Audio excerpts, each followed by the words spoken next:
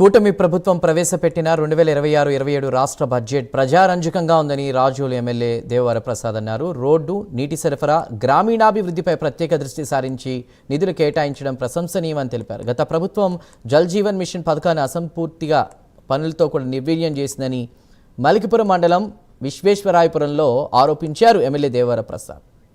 చాలా సుమారుగా 28,000 కోట్లు మనకి 5 సంవత్సరాల్లో వచ్చి ఉండాలి. అది అవుట్లే, అది ప్రొజెక్టెడ్ ఫిగర్.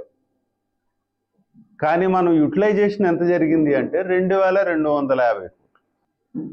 చాలా నామినల్గా మన రాష్ట్రానికి రావటం జరిగింది. దానిలో భాగంగా మనం సఫర్ అయ్యాం. ఎలా సఫర్ అయ్యాం? ఇక్కడ మీకు అందరికీ తెలుసు, ఉప్పు నీరు రావటం, డ్రైనేజ్ సిస్టమ్ ఫెయిల్ అవటం, భూగర్భ జలాలు పాడైపోవటం, మంచినీళ్ళు తాగటానికి లేకుండా అయిపోవటం. ప్రజలు ఎంత స్థితికి వెళ్ళారంటే,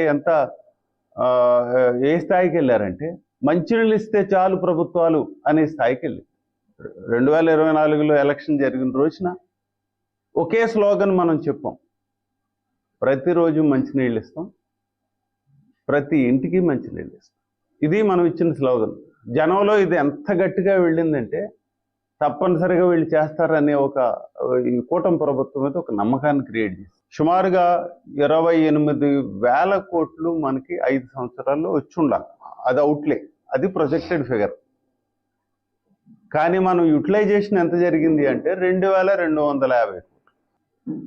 చాలా నామినల్గా మన రాష్ట్రానికి రావటం జరిగింది. దానిలో భాగంగా మనం సఫర్ అయ్యాం. ఎలా సఫర్ అయ్యాం? ఇక్కడ మీకు అందరికీ తెలుసు, ఉప్పు నీరు రావటం, డ్రైనేజ్ సిస్టమ్ ఫెయిల్ అవటం, భూగర్భ జలాలు పాడైపోవటం,